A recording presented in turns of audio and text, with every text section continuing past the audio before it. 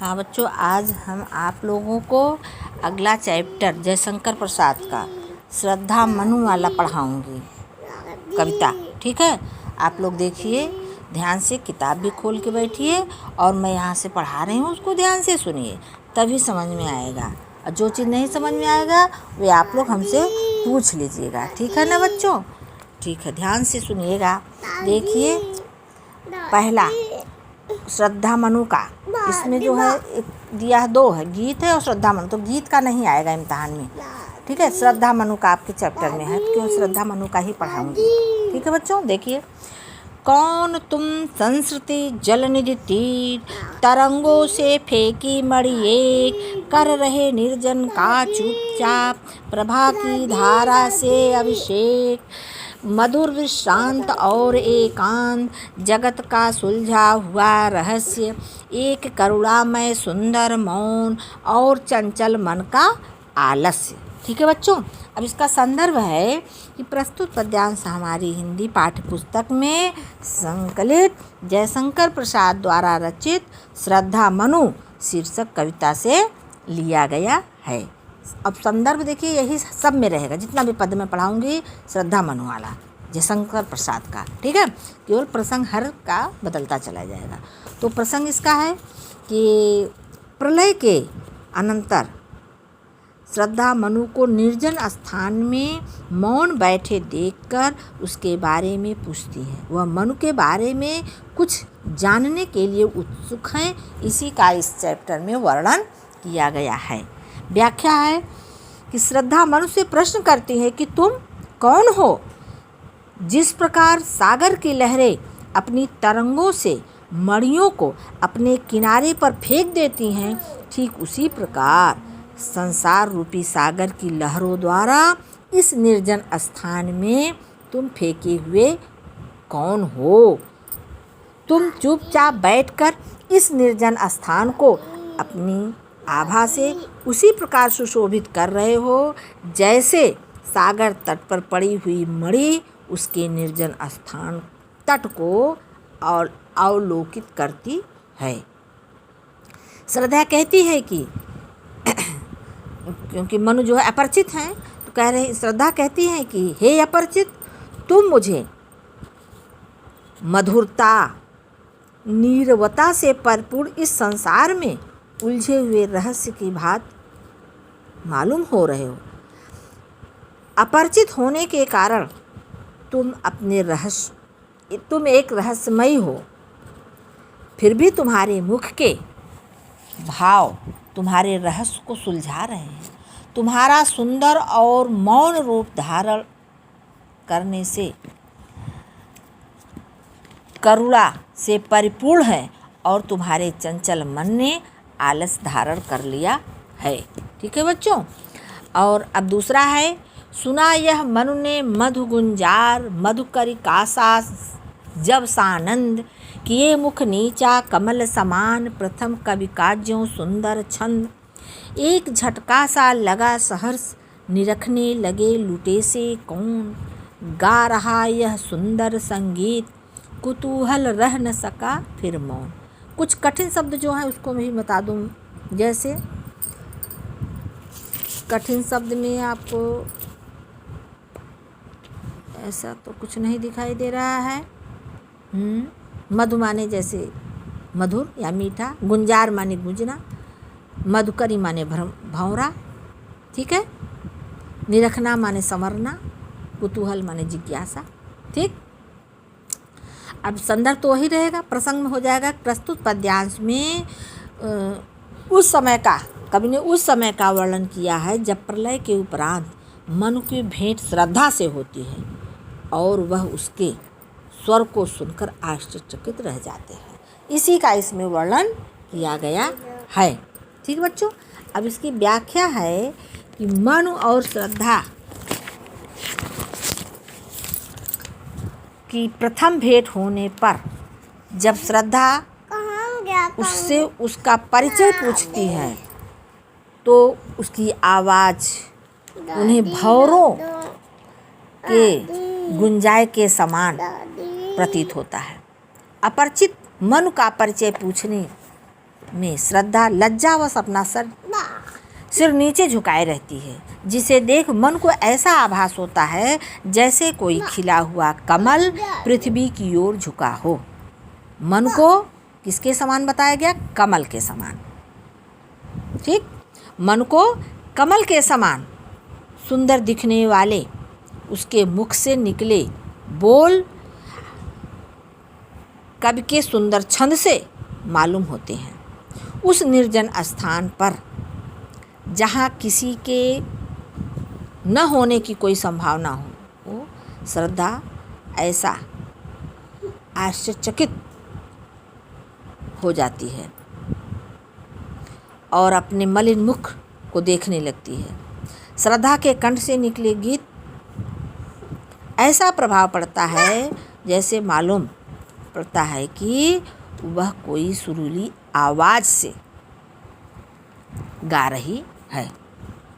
ठीक है। और इसके बाद तीसरा उसका जो है, देखिए अगला कविता भी। और देखा वह सुंदर दृश्य नयन का इंद्रजाल अभिराम, कुसुम वैभव में लता समान, चंद्रिका से लिपटा घन श्याम, हृदय की अनुकृत बाह्य उदार, एक लंबी काया उन्मुक्त, मधुपमन कृत ज्यों शिशुसाल, सुशोभित हो सौरभ संयुक्त, मिश्रण गांधार देश के नील रोम वाले मेषों के चर्म ढक रहे थे उसका वपु, कांत बन रहा था वह कोमल वर्ण। कुछ कठिन शब्द भी हैं बच्चों, जैसे इंद्रजाल माने जादू, अभिराम माने सुंदर। ठीक। कुसुम वैभव, कुसुम माने फूल होता है, तो वैभव माने ऐश्वर्य, चंद्रिका माने चांदनी। ठीक है। अनुकृति, अनुकृत माने किसी चीज़ का नकल करना। ठीक। काया माने शरीर, उन्मुक्त माने स्वतंत्र, और कठिन शब्द कुछ, मृषिण माने कोमल। ठीक है, या चिकना भी कह सकते हैं। रोम माने रोमा, मेष दिया है ना, मेष माने भेड़, चर्म माने चमड़ा, वप कांत माने सुंदर, कांत माने शरीर, वर्म माने कवच भी होता है। ठीक है। और इसके बाद संदर्भ वही हो जाएगा। प्रसंग इसका है कि प्रस्तुत पद्यांश में श्रद्धा की सुंदरता के गुणों का वर्णन किया गया है। और इसका व्याख्या है कि श्रद्धा के आवाज़ों को सुनने के बाद जब मन का ध्यान उसके रूप की ओर गया तो वह उनकी आँखों को जादू के समान मन को मोहित कर लिया। श्रद्धा फूलों से भरपूर लता के समान सुंदर और शीतल चांदनी में लिपटे हुए बादल से आकर्षित मालूम पड़ रही थी। उसका हृदय उदार और विस्तृत था। वह लंबे कद की जूती थी। लंबे और सुंदर दिखने वाले शरीर में वह ऐसी शोभायमान हो रही थी मानो बसंत की बयार। कितनी अच्छा उदाहरण दिया गया भाई। बसंत की बयार माने कि हवा में झूमती हुई साल का कोई छोटा सा वृक्ष सुगंध से सराबोर होकर चारों ओर अपनी शोभा बिखेर रहा हो। ठीक है। श्रद्धा के वस्त्र कैसे थे, देखिए कितना सुंदर वर्णन किया गया है। कह रहे हैं श्रद्धा के वस्त्र गंधार देश में पाई जाने वाली नीले बालों की भेड़ों की खाल से बने थे। वह अत्यंत कोमल वस्त्र थे और उसके सुंदर शरीर को ढके हुए थे, बल्कि कवच के समान शरीर की रक्षा भी कर रहे थे। ठीक है ना बच्चों। श्रद्धा उन वस्त्रों में सुंदर और सुरक्षित दिख रही थी। ठीक है ना। अब अगला भी देख लीजिए। नील परिधान बीच सुकुमार, खुल रहा मृदुल अध खुला अंग, खिला हो ज्यों बिजली का फूल, मेघवन बीच गुलाबी रंग। आह वह मुख पश्चिम के व्योम बीच जब घिरते हों घनश्याम, अरुण रवि मंडल उनको भेद दिखाई देता हो छवि धाम।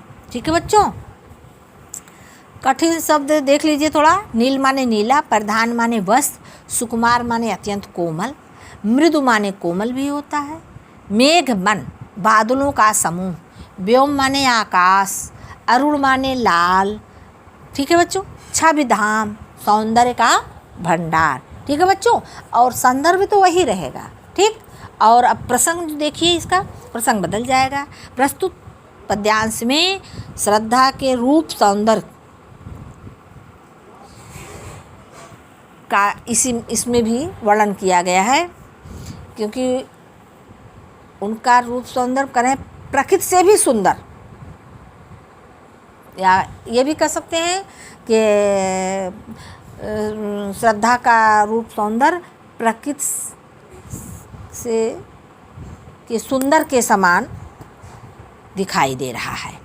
इसी का इसमें वर्णन किया गया है। ठीक, अब इसका व्याख्या है कि कवि कह रहे हैं कि श्रद्धा भेड़ चर्म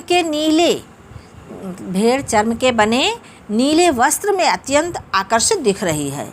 वस्त्रों के मध्य कहीं कहीं से उसके कोमल अंग ऐसे प्रतीत हो रहे हैं जैसे वे नीले बादलों के समूह में चमकती हुई बिजली के गुलाबी गुलाबी फूल हों। ठीक है बच्चों, आगे है, नीले वस्त्र के मध्य श्रद्धा के लालिमा युक्त तेज मुख को देख ऐसा आभास हो रहा है मानो शाम के समय काले बादलों को भेद कर चारों ओर लाल किरणें बिखेरता सूर्य शोभायमान हो रहा है। ठीक है बच्चों, अब अगला है देखिए पांचवा, घिर रहे थे घुंघराले बाल अंश अवलंबित मुख के पास, नील घन शावक से सुकुमार सुधा भरने को विधु के पास, और उस मुख पर वह मुस्कान रक्त किस लय पर ले विश्राम, अरुण की एक किरण अम्लान अधिक अलसाई हो अभी राम।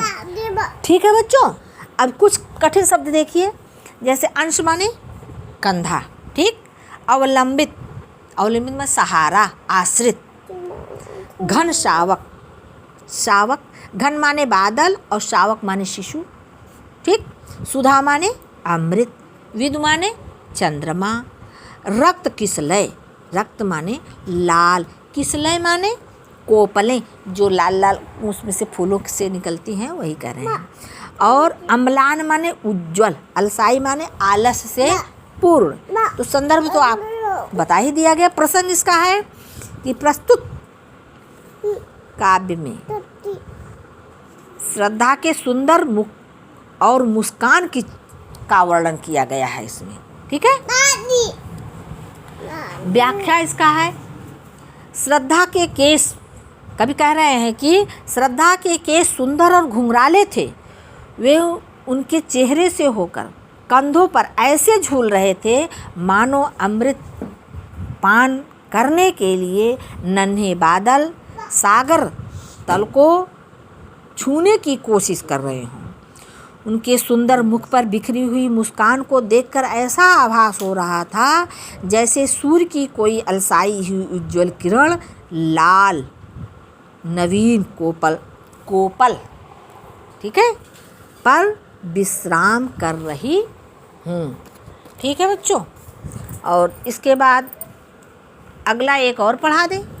ठीक, कहा मनु ने नभ धरणी बीच बना जीवन रहस्य निरुपाय, एक उल्का सा जलता भ्रांत शून्य में फिरता हूँ असहाय, कौन हो तुम बसंत के दूत बिरस पतझड़ में अति सुकुमार, घन तिमिर में चपला की रेख तपन में शीतल मंद बयार। ठीक, अब कठिन शब्द देखिए, पहले बता देती हूँ, इसको लिखना नहीं है कठिन शब्द, केवल इसको आप लोग को जानकारी के लिए बताना, तभी आपको भाव समझ में आएगा। निरुपाय बिना उपाय के, उल्का माने टूटा हुआ तारा, भ्रांत माने भटकने वाला, शून्य माने निर्जन स्थान, ठीक। दूत माने संदेशवाहक, विरस नीरस, घन माने बादल, तिमिर माने अंधकार, चपला माने बिजली, तपन माने ताप, ठीक है। बयार माने वायु, हवा। और प्रसंग देखिए, प्रसंग इसका है कि इस पद में श्रद्धा के पूछने पर उसे अपना परिचय बताते हुए मनु अपनी दयनीय दशा का वर्णन करते हैं। इसी का इसमें वर्णन किया गया है। व्याख्या इसका देखिए,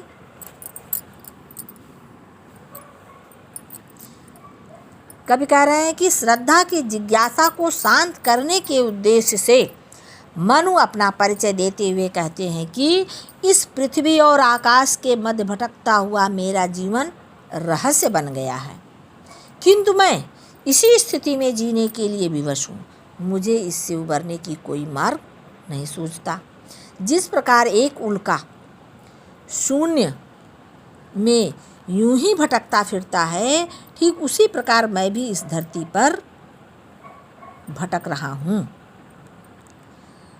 इसके बाद मनु श्रद्धा से पूछते हैं कि इतनी सुकुमार दिखने वाली तुम कौन हो?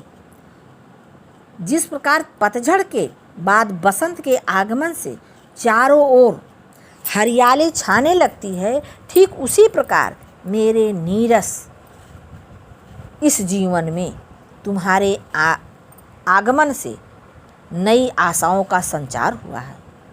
तुम काले बादलों के मध्य घनघोर अंधकार में बिजली की तरह चमक बन करके आई हो और प्रचंड गर्मी में शीतलता प्रदान करने वाली और ठंडी ठंडी शीतल हवा की तरह सुखदाई हो, अर्थात तुम दुख में मेरे आकर के मेरे जीवन में नव चेतना भरने वाली हो।